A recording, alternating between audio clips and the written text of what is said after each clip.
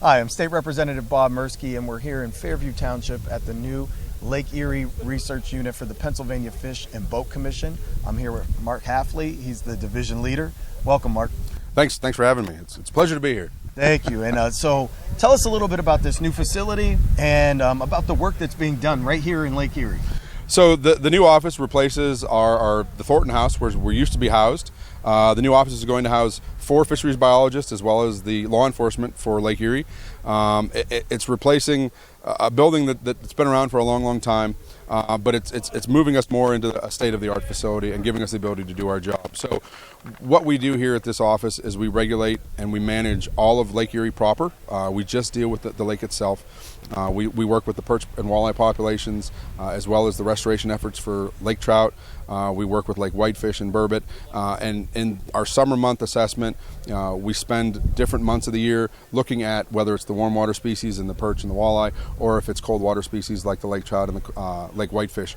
And then we're able to process them here in our new 500 square foot lab and do the research that we need to do on them in a much safer and sterile environment. Now that lab is very impressive. We just did a tour.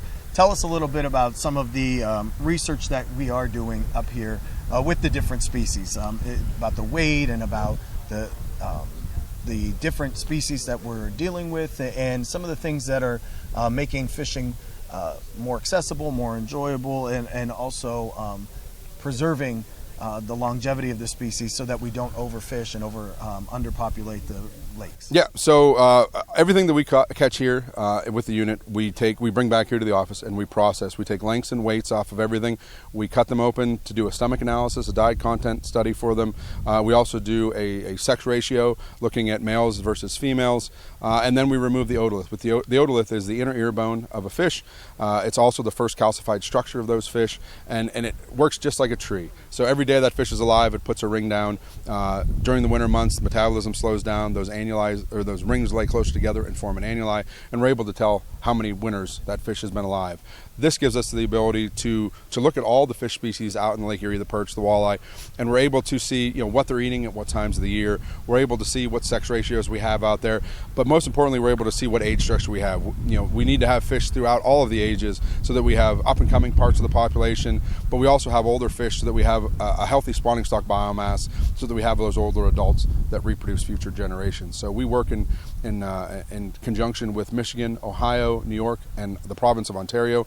We all do very similar research so that we can combine apples to apples when we discuss this, and then we can come up with population models that are as accurate as we can possibly get so that we can allocate poundages or numbers of fish to both the commercial and the recreational fishery, so that Lake Erie is harvested at a very sustainable level and that these fisheries maintain how good they are well into the future. I think that's so important for folks to know, is that the work being done here by the Pennsylvania Fish and Boat Commission isn't being done in isolation. It's being done in coordination Correct. with all of the states and Canada, the province of Ontario, across the Great Lakes, so that we have a comprehensive approach to sustainability of fishing on Lake Erie. Correct. Lake Erie is different from the standpoint that it's managed by 5 jurisdictions. For the most part, it's Ontario and New York, it's Michigan and Ontario. So there's a lot of folks at the table. There's a lot of stakeholders that have a very vested interest in what comes out of Lake Erie. So it's big business for everyone, both commercially, recreationally, and economically, for sure. Absolutely. And can you tell us a little bit about how Lake Erie is different than the other Great Lakes in terms of species and in terms of water depth and the cold water, hot water? Yeah, so Lake Erie is the shallowest of the 5 Great Lakes and has a very robust percid population, or perch and walleye population, and because of that, there's more fish harvested annually out of Lake Erie than the other 4 Great Lakes combined. Wow. The other 4 Great Lakes are very salmon-centric, they're very trout-centric, cold, deep, sterile lakes, and Lake Erie is the exact opposite. Very shallow, very productive,